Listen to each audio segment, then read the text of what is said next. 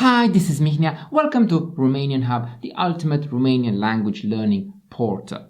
In this episode, I will be answering one of your comments. Basically, I will make a lesson based on what you requested. So, Kate said a while back that she really enjoyed my helpful channel, but she would like to hear me counting from 1 to 10 in Romanian to get a feel of how it sounds counting in sequence.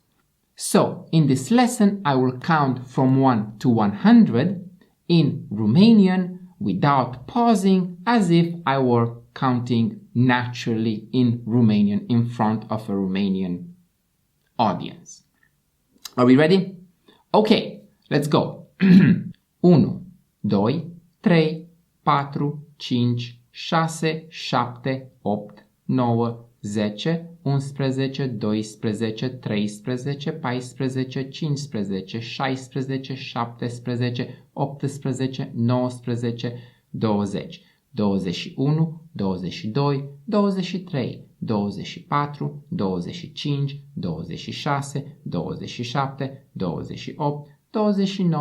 30, 31, 32, 33, 34, 35,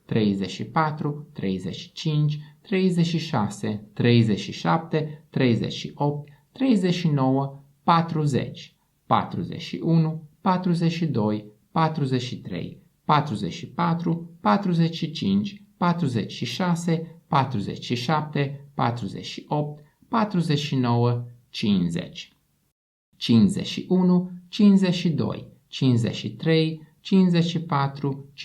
49, 50, 51, 52, 53, 54, 55, 56, 57, 58, 59, 60, 61, 62, 63, 64, 65, 66, 67, 68, 69, 70, 71, 72, 73, 74, 75, 76, 77, 78, 79, 80, 81, 82, 83, 84, 85, 86, 87, 88, 89, 90, 91,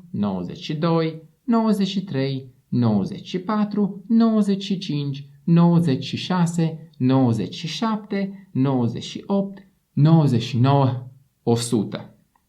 Wow, that was quite a marathon. What I recommend, you go back and try to count at the same time with me. Follow the numbers on the screen, follow the words on the screen, and see if you can count in Romanian from 1 to 10 naturally in sequence.